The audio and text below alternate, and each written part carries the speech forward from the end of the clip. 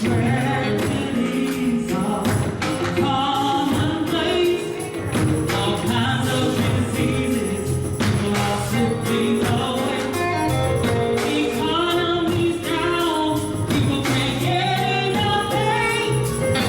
As for me, all I can say is thank you, Lord, for all you done for me. Hey, hey,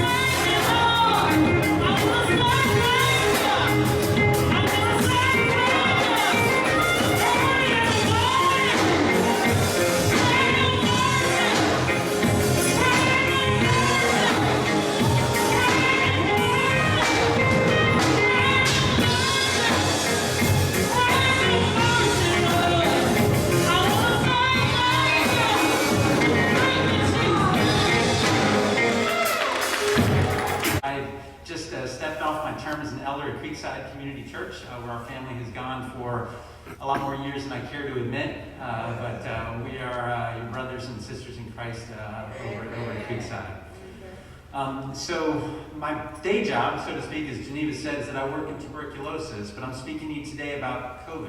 And I'm going to go over a few things with you. Because right now, when you think about what's going on in the world today, it's just you look at the newspaper, you talk to friends, you turn on the TV, it can be overwhelming, the number of challenges that we have. These are some difficult times. And as part of that difficult time is kind of what we've been going through with COVID-19, or the coronavirus as it's also known. And this is an incredible challenge when you think about what's been going on. And I'm going to talk a little bit about some facts and then some hard realities, and then kind of just paint a way forward. How do we get out of this mess? And then kind of think about how do things get better, and kind of just dispel some of the things that are out there, because, you know, there's not a mask thick enough to block the fear that can be out there. But again, I think that knowledge dispels that fear, as a good Reverend said. So right now, we're in the midst of a surge. So a lot of cases of COVID are increasing around the country, and Florida is no different. We're having around statewide about 15 to 20,000 new cases per day. That's as high as it's ever been in the state of Florida. Alachua County is doing a little bit better. We have a number of cases that are increasing. We're getting about 200 new cases a day. And a lot of this, if we're counting up the cases, is what happened a few weeks ago. So time at Thanksgiving, time at Christmas, all those things take time to kind of catch up, and it results in people going in the hospital. Right now at Shands, which is where I work, we have the highest number of COVID patients that we've had throughout all this. We got about 160 patients with COVID in the hospital right now. But we've learned a lot in this past year. We've learned how to treat people better. People are surviving more, and they're getting in there. Even when they go in the ICU, we're able to save them and get them out. So my colleagues have been working really hard. So that is definitely a blessing from the Lord that we've learned and been able to kind of do things better. Right now, testing is increasing, and we're getting a lot of people tested and getting everything moved along, and things are getting better in that sense, but still, a lot of what's happened before is kind of weighing on us. But let's just talk some real realities right here, because I think that underneath all this, there are the numbers, but there's no such thing as numbers, right? There's people. There's people behind each one of those numbers. The numbers I'm going to share with you are very unsettling, but it's not going to be news to anyone in this room. So right now, COVID is an equal opportunity infection, right? It can infect anybody at any time. All right. But if you're black, you're 4 times more likely to go in the hospital and 3 times more likely to die. Now again, why is that? Look, there's a long list of reasons that I don't have to explain to anybody in this room about what the reasons are for that. And these are some shameful things that just kind of led us to this point where there's a big disparity in kind of what happens with folks when they get sick. But our God speaks the language of redemption. Amen. And we can use these challenging times to just listen and to do things differently so that we don't have to repeat the past and keep doing what we've done before. Again, I don't want to sit here and make promises about the way things will be. I can only do what I can do. And as our family learned when we went through some very difficult times, as tempting as it is and as important it is to ask the question why, there comes a point when you just have to first ask, what now? What do I do now? How do I change this now? And for me, personally, being responsible for the COVID response on the campus of the University of Florida, to me the question is that we're one community and that we can't just focus on UF. We have to think of all of Alachua County. And we have to just kind of bow up to the disparities and the challenges that we've had and just not shy away from and say, okay, this is a problem. How do we fix this? And as I always tell my people, there's no such thing as a project or a program. There's just relationships. So you just go meet people and listen to them. Listen to how to kind of fix it. Where's their head? Where are they at? What do they believe? What do they think about the virus? What do they think about what's going on? And how do I help them? How do I get what I have and bring it together and get other people like-minded to come together to kind of solve the problem? So for me, what I don't want to have happen is to have the vaccines, which I'm going to spend some time talking about here in a minute, just land in the same places they always land, and opportunities land on one side, and make those available to everybody. And to really open up and then listen and say, why is it? Because this is, at the end of the day, we're talking about trust, right? So there's an issue of trust, and again, that's something that's difficult and somewhat uncomfortable to talk about, but this is the first of many steps, I think, that need to happen to talk about trust. And so when you look at even what we call vaccine hesitancy, that is that people don't want to take the vaccine. Amen. People got a lot of different reasons for it. But they kind of look at the history and say, I'm not going to do that because of X, Y, and Z. I'm not going to do it because of this reason. And I don't really trust what you're telling me. And so I'm going to believe this over that. And so I think those are things that I think we just need to face up front and have, what I say, big boy, big girl conversations about and kind of talk through that. Because I think that I don't want to be part of the same mistake. I don't want to kind of say, well, it's so much easier to give the vaccine the way we always do things. And it's always the same, do things the way we did before. But I want to go where the problem is. In other words, the problem in the sense that we're not sharing things the way that they need to be shared. And things don't go the way that they need to go. And so we need to fix that. And so again, I think that's the first step is, again, conversations like this, just to listen and to go through things. So I'm going to talk a little bit about the vaccine and kind of a little bit about it because there's a lot of information that's out there, and it doesn't matter what side of town that you're on, there's a lot of information out there that isn't always really good because there are a lot of people that don't want to take it. They're scared. Again, the vaccine and everything, it's been 10 really hard months, right? Like we've lost a lot. We lost the ability to worship the way that we want to, right? Who would have imagined in January of last year that we would be worshiping the way that we are, where you can't be within 6 feet of one another. We're all wearing masks anyway, we're all wearing masks, but it's kind of crazy. And we're doing all these things, and the things that make sense, but who would have thought we would have been here? So I think we just kind of keep moving forward and kind of address that so that we can make things better. But we've lost a lot of different things, and that's not even to mention the people who we've lost. Okay? Again, at the end of the day, these aren't numbers, these are people. And we all know that. And many of them are members of your community and our whole community all throughout the state of Florida and all over the country. So how do we address that? Well, first of all, we give good information, right? I can't really force people to do anything, and I can't tell them what to believe, but my job is to compete with the bad information that's out there. And I can understand why people have it, right? There's a lot of conflicting stuff. People don't take the time to explain things and go through it. But I think it's important to know that really, there is a way forward.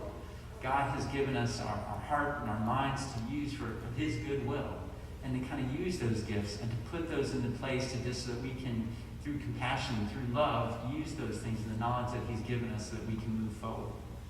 So I pray that we do that. I pray that for wisdom, and I pray that y'all pray for me and pray for us to have wisdom and how we can kind of get things out. So let me talk a little bit about the vaccines and kind of where things stand right now. Is that, first of all, let me just say that the vaccines are a way out of this, and it's critical to do that. I feel so strongly about it that I couldn't wait to get my vaccine, and as part of one of the frontline healthcare workers that takes care of a lot of people with COVID and interacting with COVID all the time, I couldn't wait to get it because I believe so strongly in it. And as soon as it's available for my kids and other people in my family, I'm going to make sure that that's available and that we get it as soon as we can. And I want to make it available to those who are at highest risk. Right now, there are two main vaccines. They both work very similar. You might hear the word Pfizer and Moderna. Those are the names of the companies that made those vaccines. Those vaccines were studied well. They were studied well. Nothing's perfect. After all, it's about human hands. But they are as good as any vaccine that we've been able to develop so far for any disease and any infection. And they were developed very fast, but the way they did it, without getting into a lot of details, they cut out a lot of the bureaucracy, and then also they made it so that the companies didn't have to worry about losing money. They were just told, make the vaccine, and then not only test it, but make it at the same time. So it's like if the vaccine didn't work, they wouldn't be responsible financially for all the vaccine that they made. So in other words, it just took away the financial risk for the companies, and then they just bet it all, and they kind of just didn't matter. They couldn't lose on their bet. So that was where that came from. And then also, without getting into a lot of details, vaccines, when you do studies in medicine, they tend to work when there's a lot more of the disease going on. So in other words, there's a lot of COVID going on, so we could figure out how good the vaccines really were. The vaccines work. These are probably some of the most effective vaccines. The two are no different. You do need to get 2 shots. One has to be 3 weeks after the first dose, the other one 4 weeks after the first dose. In terms of people at risk, as many of us as possible that need to get it, that can get it, need to get it, because we're not just protecting the individuals, but we're protecting the whole community. So even people who are at high risk, so you've heard of people over the age of 65, people who have high blood pressure, people who have high sugar, all those individuals need to get the vaccine, but that's to protect them. But to protect all of us, as many of us as can get this vaccine, the better off we'll be. Because if we're immune, I spread it to one person, then it stops right there. It stops here. It doesn't go because it bumps into a person who's gotten the vaccine, and then you can't spread anymore. And then we can have the biggest mask-burning party ever. So I think we'll be all very happy when that day comes. There's a bunch of different things that we're doing. Right now, a lot of us are kind of disappointed with how the vaccines are rolling out. But let me just kind of remind us of a couple of things real quick. Is that the vaccine rolled out right before Christmas, right? Can anybody get anything done around Christmas? No, so it's difficult, right? So there's a lot of people out, a lot of things are going on, it's hard to get rolling, and things are rolling slowly. I'm not going to lie to you, there's a lot of politics going on, all right? So there's vaccines not kind of rolling out as fast as it should. It's kind of going a little bit slow, but have faith, give it time. A lot more vaccines on the way. Things are changing, and they're making more and more and more. And we've got 2 vaccines available now. In about a month, we're going to have at least 1 and maybe 2 more. Okay? Johnson & Johnson is going to be 1-dose vaccine. They've got a contract to produce 100 million doses in the U.S. The other 2 companies have 100 million doses apiece as well. So we're going to have enough vaccine, and we're the first country in the world that's able to roll it out, and the vaccines came 3 months sooner than they were expected to come out. So there's good news mixed into this mess. But just bear in mind that just kind of be patient. We're going to keep rolling out a little more locally and kind of what's important here. So I obviously am part of UF Health and rolling it out. And so I've talked with our president and CEO at UF Health, and the idea is that we look at the vaccines as a community resource. The CDC kind of sets policy, said that healthcare workers, long-term care facilities, in other words, nursing homes, need to get vaccinated first. But then after that, just rolling it out to the 65 and older group first, and kind of next, and then kind of get those out. That's already started. But our president and CEO of UF Health had said, this is a community resource, and we're going to be able to kind of get it out into the community. So we're going to have a vaccine effort that's going to go to UF Health patients, but then also we partner with the health department to get the rest of the community as well. So we're going to start vaccinating on campus for the rest of the community, not just UF. We've already got a lot of the people that are 65 and older on campus starting to be taken care of. We want to reach out to the community. So working with local churches, working with community groups, or people that we're going to be touching base with. But to be honest with you, when you look at kind of where the risks are, it's like I'm going to look and say, I want to go to where there's a population where they're 3 times more likely to be hospitalized and 3 times more likely to die. So in other words, I want to go there. That's where we need to go and give the vaccine to kind of have the biggest impact. So again, hold me accountable, right? Because we're heading down that road, and I gotta kind of help lead my people at the University of Florida Health to kind of go in this direction. But by God's grace, we're gonna get there and get the vaccine out. And what I see too is that this is not a one and done. We want to have an ongoing communication, be able to answer questions for the community. I'm trying to convince my bosses to have a phone number for us to call and another phone number for us to call with questions and concerns. Do a lot of community groups, a lot of community conversations, meeting with a bunch of different churches. Although I kind of like it here. I don't know that I want to go to too many other ones, but I think it's going to be really important for us to just really get the word out and then kind of be out there and then just kind of listen to what people's concerns about why they don't want to take the vaccine. Because at the end of the day, we got to give millions of these doses out to really protect us all. And not just protect us, but to just end this kind of moment. So I'm sure I went over time. Deacon Lloyd reminded me, he says, doctors talk too much. And I know that, I definitely do. And my family over there is all nodding very head. They're just like, yes, he talks way too much. But I do want to tell you, it is certainly an honor to have been here today and to share with you. This will not be the last time. We'll continue the ongoing discussions, and we'll be working with y'all to kind of help our community and then work together. And again, there's all this baggage that we got from before and all the disparities. Let's just pray that this God will redeem this moment and kind of use this as a way to address a lot of things that a lot of bad things happened in 2020, but I think a lot of eyes were opened in 2020 as well. So let's just pray for God's redemption there. And again, I thank you all so very, very much. And I look forward to getting to know you all better. So, Reverend Gallmon.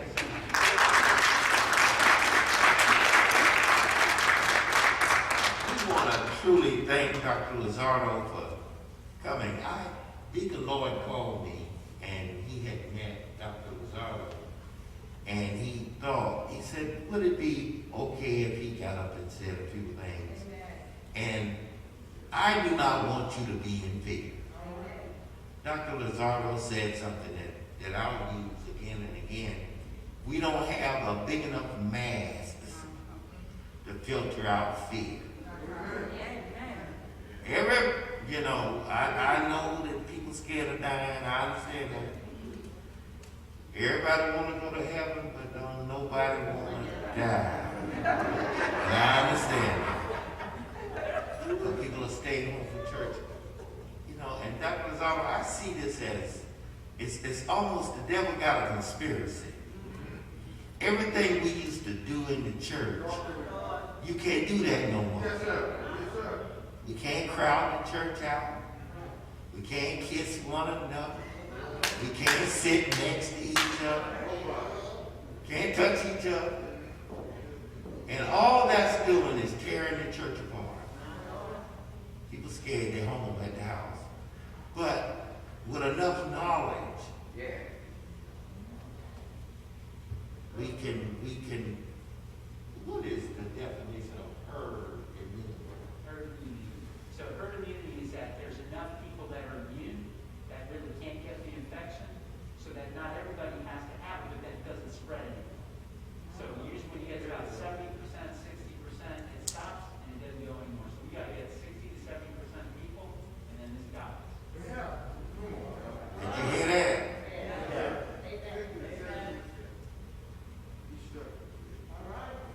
And they're not going to run out of the medicine. So I think it was worthwhile having Dr. Lauzardo. Any questions for Dr. Lauzardo while he's here? Any questions? Oh, good. Okay, good. Gallmon.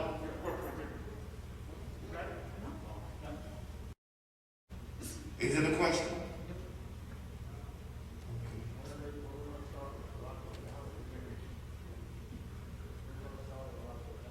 Yeah, Lauzardo County started giving vaccines actually on Friday at the MLK Center. They did it for people that were pre-registered on the 65 and older list. And so Lauzardo County's doing two ways. So they had to start slow because GPD wanted to watch crowd control at first, but they're going to start ramping that up. And then on Thursday and Friday, we're going to partner with the Lauzardo County Health Department, start pulling people off their list, and then creating a new list of 65 and older, and then reaching out to the community. But again, I don't want to be blind to the fact that it's not all online, because not everybody has the ability to get online. Not everybody has the ability to call, or it's kind of their shut-ins or what it might be. So we want to come up with ways to where we just take it out to people, bring people in, a bunch of different ways to get in there, because we're going to attack it from so many different angles, we won't know what hit. Yes, sir. With the shot, for people, there are a lot of people back home. So when it's the vaccine shot, is they going to be different for those that had COVID? Yeah, so great question. For those who didn't hear, the question is going to be is if you've had COVID, is the shot going to be different, or is it something different to happen? If you've had COVID, you're probably protected for a little while. The thought is that the vaccine will make it more permanent and last longer. Now, we're still learning, and there are some things we don't know. But people who've had it recently, especially within the last 90 days, you can hold off a little bit before you get the vaccine, because you're probably at least temporarily protected. But for people who have not gotten it yet, getting the vaccine. Now, don't get me wrong. If you can get the vaccine and you've had it before, go get it. So pretty much, I'm going to be an opportunist. If there's anybody who has a chance to get it, just go, get it, and get done. And then we'll move from there. There's another question?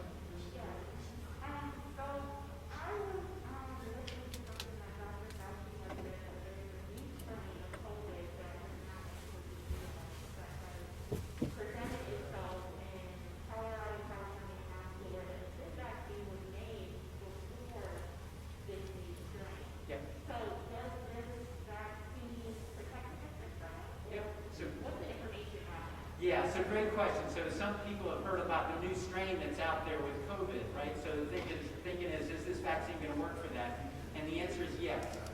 We've looked at that at least with Pfizer, and that shouldn't be any different than it will be with the Moderna vaccine.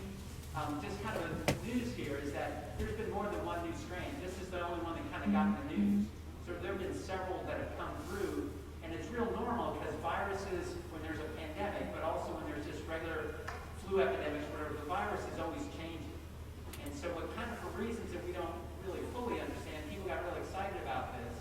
And then started worrying about it being much more spreadable, more transmissible, as we say. But the vaccine still works against it. It shouldn't slow us down from getting vaccinated. We're looking, because, again, we want to be humble. We could be wrong. But right now, there's no evidence that the vaccine is not going to work. So in other words, get the shot, it's going to help. Great question there. Yes, in the back. Is there any side effect? Are there side effects? Yeah, there are side effects from the vaccine. And, you know, to be honest with people, there definitely are side effects with it, like it is with any vaccine. What we've experienced the most is that people feel a little bit of soreness in their arm, and then they might feel like they kind of got a shot. They feel a little fluey that night, but when they wake up in the morning, it's gone, and they're back to work, and everything's okay. With the second dose, especially with younger people, it might be a little bit more sore the second time around, but generally people do really well with getting that shot. With any shot, there's always a chance that something could go wrong because everybody's different. And there have been rare reports of people having allergic reactions to the shot. But right now, some of the reports where people have been saying people have died after getting the shot, those are not true. We've not had any deaths related to the vaccine in the U.S., and that's with almost 3 million doses being given. Is it possible? Reality? Yes, it is. Just it is with the flu shot or taking an aspirin or a Tylenol over the counter. There's always a chance something very unusual and unexpected will happen. But when you look at the risks of COVID versus the risks of getting the vaccine, it's not even close. Not even close. So I would definitely get it. So another hand over here. Yes, ma'am. After you take the vaccine, do you practice quarantine? Good question. So the question was, for those who may not have heard it, is that after you get the vaccine, do you have to quarantine? And the answer is yes, for a while. So there's a couple things. So one of the things is that the vaccine takes a little bit of time to work. So when you get the first dose, about 2 weeks later, you start to get pretty good immunity. We like people to get the second dose, and then for 1 week after the second dose, we think you're going to be as good as you get at that point. If you get exposed to someone with COVID after you've been vaccinated, you do not have to quarantine. But we want to keep wearing these beautiful masks for a little longer because we don't really understand if maybe you can get infected but not feel it and then can spread to other people. And until we know that better, we're going to keep wearing these things, and then all at one time we're just going to be done. But that we'll probably get rid of masks depending on how fast people get vaccinated. That will probably be sometime in the early summer, late spring. And I'm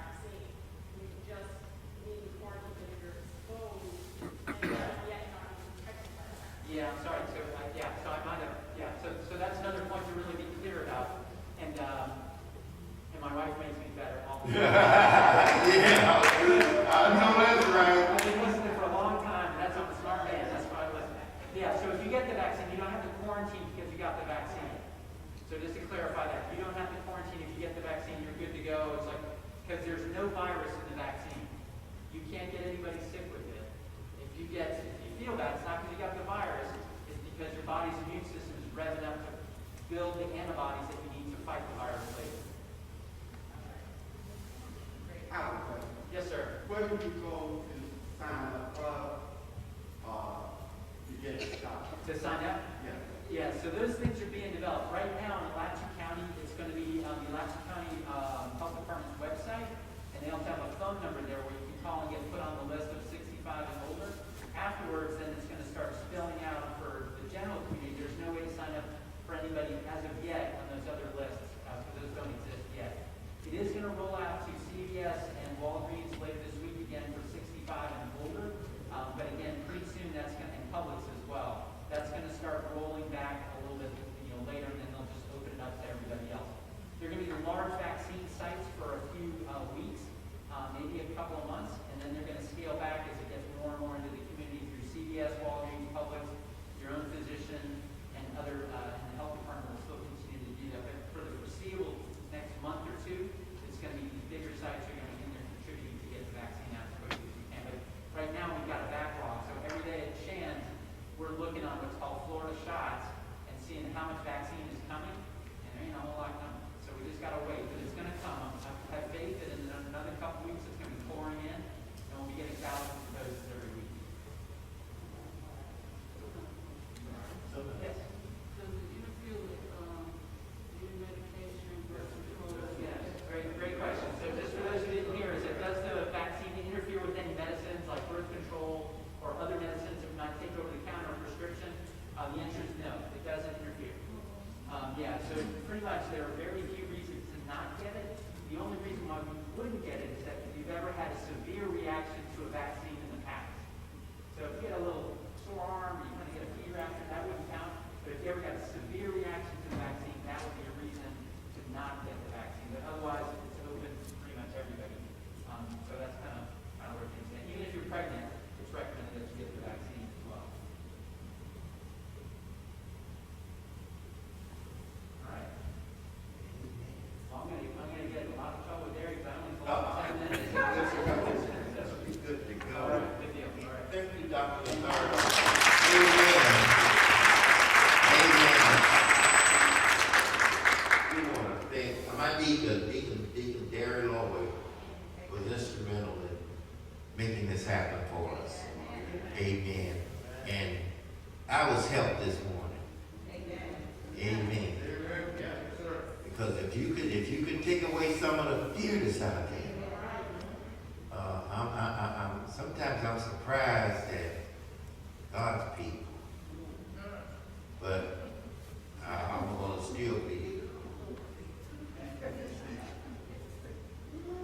Because I'm going to say this, I done got along this long without you, and I'm going to go on. Amen. But we're going to, Miss Holger, did you? Yes, sir, I did. As soon as they get one for me, I'm going to take it. And my wife is 65, so I know I'm going to get it for her too, because she's 65 years old.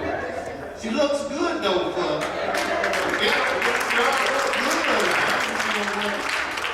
amen.